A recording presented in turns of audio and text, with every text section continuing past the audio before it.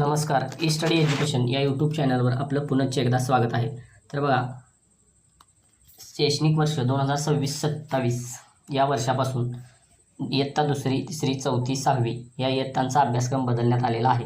तर बघा, बालभारती इयत्ता तिसरी नवीन अभ्यासक्रमामधील एक जी कविता आहे हिरवा वसा, त्या कवितेचा स्वाध्याय आज आपण या व्हिडिओच्या माध्यमातून पाहणार आहोत.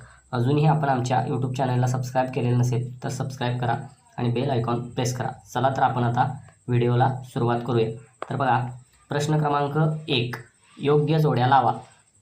अ गट रिमझिम हिरवागार पांढरे मऊ, ब गट शेला पाऊस चारा धुके. तर बघा, रिमझिम पाऊस ही योग्य जोडी आहे, हिरवागार शेला ही योग्य जोडी आहे, पांढरे धुके ही योग्य जोडी आहे आणि मऊ चारा ही योग्य जोडी आहे. अशा पद्धतीनं प्रश्न क्रमांक 1 मधील सर्व जोड्या आपण लावलेल्या आहेत. तर चला प्रश्न क्रमांक 2. प्रश्न क्रमांक 2 काय आहे? एका शब्दात उत्तरे लिहा. तर बघा, अ कवितेत वर्णन केलेला ऋतू. तर कवितेत वर्णन केलेला ऋतू आहे पावसाळा. आ सरसर वाहणारे. तर बघा, सरसर वाहणारे आहेत झरे. ई थेंबांनी नटलेल्या. थेंबांनी नटलेल्या आहेत झाडे वेली. पुढं प्रश्न क्रमांक 3, कवितेतील तुम्हाला आवडलेल्या 2 ओळी लिहा व त्यांचा अर्थ सांगा. बघा उत्तर, मला आवडलेल्या 2 ओळी आहेत, नदी नाले ओढे लागलेत वाहू, हिरवा मऊ चारा गुरे लागले खाऊ. तर बघा, याचा अर्थ काय आहे? तर पाऊस पडल्यामुळे नदी नाले ओढे वाहू लागलेले आहेत आणि गुरे हिरवा चारा खाऊ लागलेली आहेत. पाऊस पडल्यामुळे हे सगळे शक्य झालेले आहे. या 2 ओळी मला आवडलेल्या आहेत आणि त्यांचा अर्थ वरीलप्रमाणे आहे. पुढे लिहिते होऊया. यामधील प्रश्न बघूया. बघा, प्रश्न क्रमांक 1, खालील चित्राची माहिती 3 ते 4 वाक्यात लिहा. तर बघा, पुस्तकामध्ये एक चित्र आहे, त्याची माहिती बघा. शेजारील चित्र हे शेतातील आहे. शेतकरी शेतामध्ये लावणी करत आहे, त्याचवेळी भरपूर पाऊस पडत आहे आणि पावसापासून स्वतःचे रक्षण करण्यासाठी शेतकऱ्याने अंगावर इरले घेतले आहे. बघा, पुढचा प्रश्न आहे. प्रश्न क्रमांक 1, खालील शब्दात लपलेले शब्द शोधा. तर बघा, पहिला शब्द आहे रंगपंचमी. तर या शब्दात लपलेले शब्द आहेत रंग, पंच, पंचमी.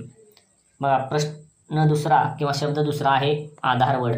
तर या शब्दात लपलेले शब्द आहेत आधार, वड, वर, धार, धाव, रड, आवड. तर बघा, पुढचा प्रश्न बघा, प्रश्न क्रमांक 2, समानार्थी शब्द लिहा. तर बघा, पहिला शब्द आहे झाड. झाडला समानार्थी शब्द आहे वृक्ष, तरु. बघा, दुसरा शब्द आहे फूल. फूलला समानार्थी शब्द आहे सुमन, पुष्प, कुसुम, सुम. बघा, तिसरा शब्द आहे पाणी. पाणी या शब्दाला समानार्थी शब्द आहे जल, उदक, वारी, सलील, जीवन. बघा, पुढचा चौथा शब्द आहे रस्ता. रस्ता या शब्दाला समानार्थी शब्द आहे मार्ग, वाट, पथ, सडक. तर बघा, पुढचा प्रश्न पाहूया. प्रश्न क्रमांक 3, विविध स्वरचिन्हांचा वापर करून प्रत्येकी 2 शब्द तयार करा. म्हणजे हा जो शब्द दिलेला आहे त्यापासून नवीन 2 शब्द बाराखडीच्या साहाय्याने बनवायचे आहेत. तर पहिला शब्द आहे बळ. तर बघा, त्यापासून बनणारे शब्द आहेत बाळ, बळी. पुढचा दुसरा शब्द आहे मग. यापासून बनणारे शब्द आहेत मूग, माग. तिसरा शब्द आहे सर. यापासून बनणारे शब्द आहेत सार, सौर, सूर. बघा, चौथा शब्द आहे नळ. त्यापासून बनणारे शब्द आहेत नाळ, निळा. बघा, आता प्रश्न क्रमांक 4, कवितेतील शब्द शब्दकोड्यात शोधा व लिहा. तर बघा, शब्दकोड दिलेला आहे आणि त्याच्यामध्ये कवितेतील शब्द शोधायचे. तर कोणते कोणते शब्द त्या शब्दकोड्यात आलेले आहेत? हिरवा, चारा, ओढे, नाले, धरती, वसा, गुरे, नदी, रस्ता, पाऊस, हिरवागार, मऊ, शेला इत्यादी शब्द आलेले आहेत. पुढचा प्रश्न बघा, प्रश्न क्रमांक, पावसाचे वर्णन करणाऱ्या खालील शब्दांचे अर्थ समजून घ्या, त्याचा उपयोग करून वाक्य बनवा. तर बघा, पावसाचे वर्णन करणारे शब्द आहेत. त्यातला पहिला शब्द आहे रिमझिम. तर बघा, या रिमझिम या शब्दाचा उपयोग करून आपल्याला वाक्य बनवायचं आहे. तर बघा पहिलं वाक्य आहे रिमझिम पाऊस पडत होता. बघा वाक्य क्रमांक 2 आहे मुले रिमझिम पावसात भिजत होती. बघा आता दुसरा शब्द आहे मुसळधार. यापासून सुद्धा आपल्याला वाक्य बनवायचं आहे काल खूप मुसळधार पाऊस पडला. आता बघा दुसरं वाक्य मुसळधार पावसामुळे नदीला पूर आला. आता बघा तिसरा शब्द आहे धो-धो.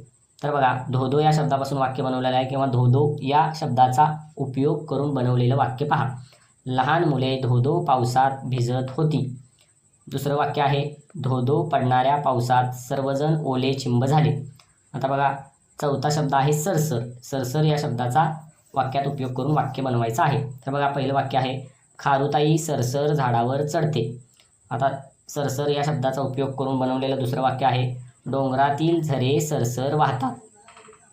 तर बघा अशा पद्धतीने आपण या कवितेचा स्वाध्याय पाहिलेला आहे. धन्यवाद.